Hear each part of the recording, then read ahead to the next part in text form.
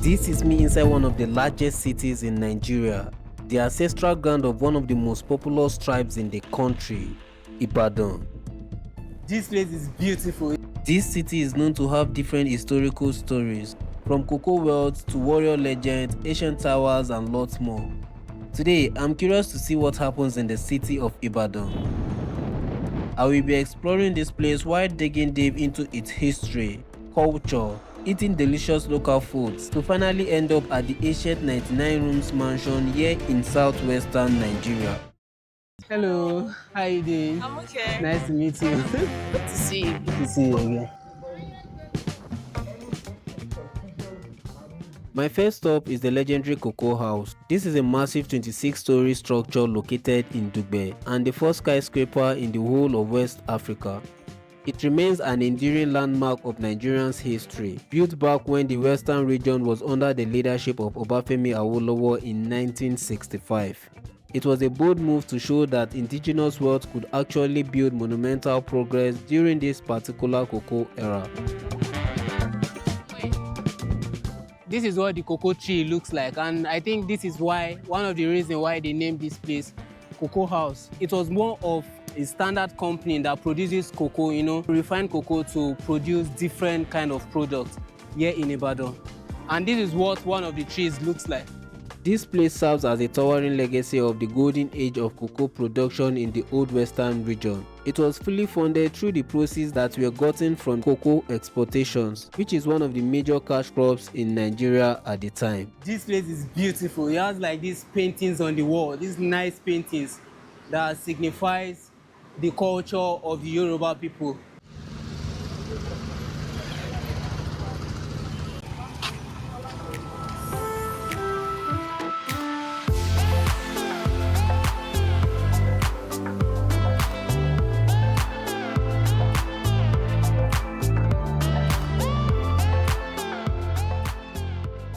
So this is Ibadan House in Ibadan, and then we have like these sculptures on the walls. A cultural monument dedicated to the preservation of Yoruba legacies. These are like the past kings of Ibadan. What makes this place special is not just the wall, but the sculpted historical archives of past kings, warriors, and heroes of the people of Ibadan. During their time, they literally do not have pictures or anything to depict their faces, so they use these sculptures as a form of recognitions to just show people what they look like. And aside from that, they also have like a specific write-up about what they accomplished during their time. Each carving on the wall tells a story of leadership, resilience, and the battles that shapes this land. Ibadan wasn't always a camp city in the past. It was born out of war, and it was founded majorly by warriors from different Yoruba towns who came together to create a powerful military settlement in the 1800s.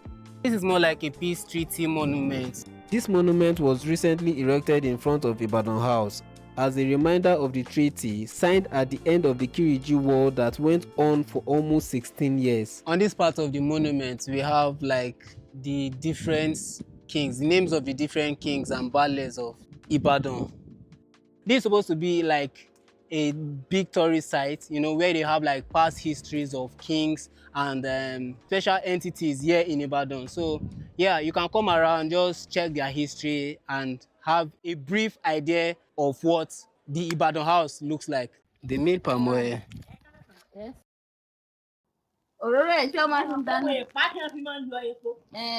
Wow. This is nice. Just come across this nice place where you can oil off the next head. Thank you.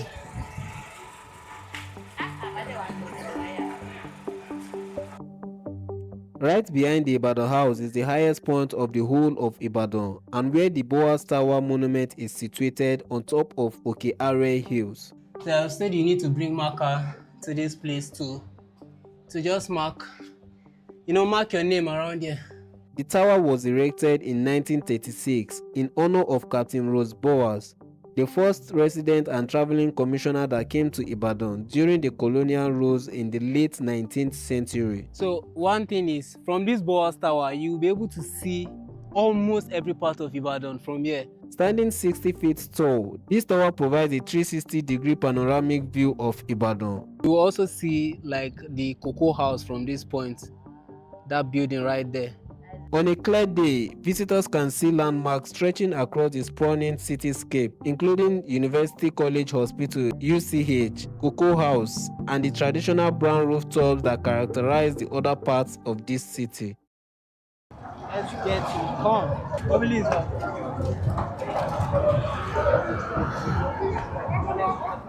After having a good look at the city from the highest point, I was hungry and my friend introduced me to one of the food spots in the city where we had to try out one of the local delicious meal called amala. One thing about amala spots in Ibadan is that there are a lot of them in the city. Same thing. This one is 500. 500. Yeah? Yes. Just put it on 4 I don't know. How much? Sorry. How much are we eating? 4-2. Is it for the 2 or just no? For the 2, 4-2. No. Amala is a soft, dark flour meal made from yam or cassava, best paired with gbegiri and ewedu soup.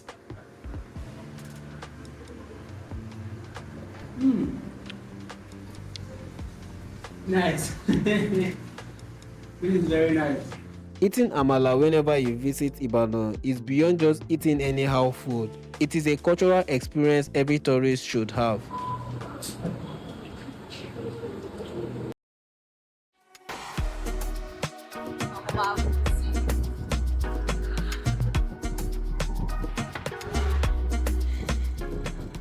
We decided to visit one of the most mysterious places in Ibadan, the famous 99 rooms mansion.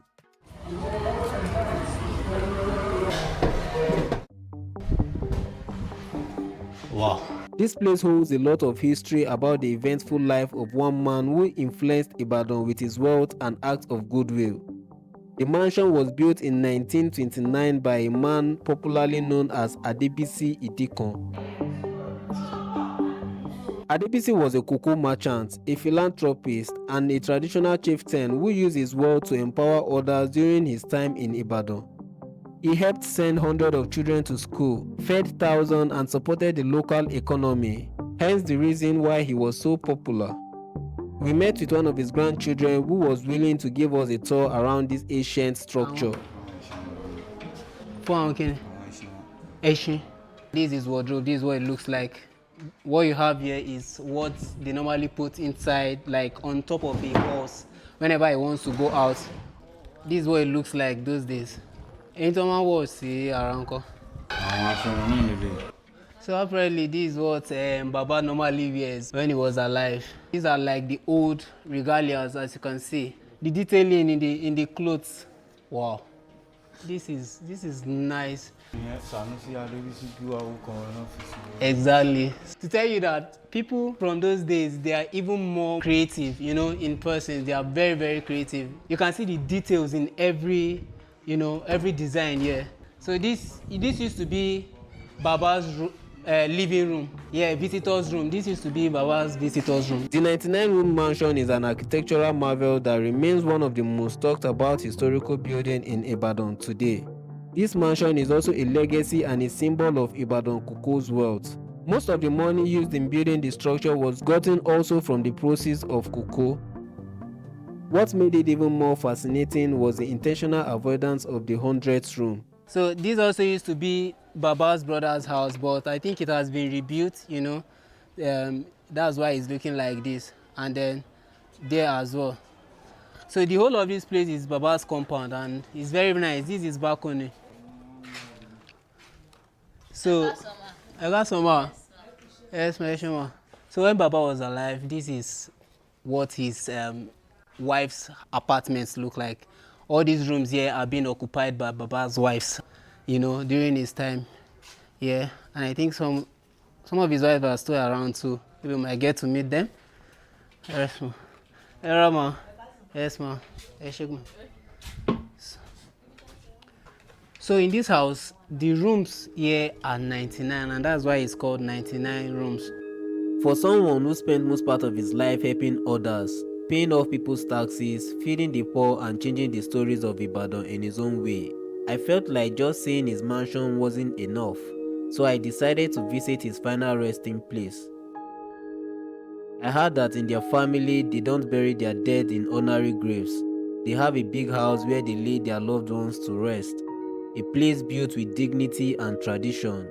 And for a man like Adibisi Idikon, that makes perfect sense.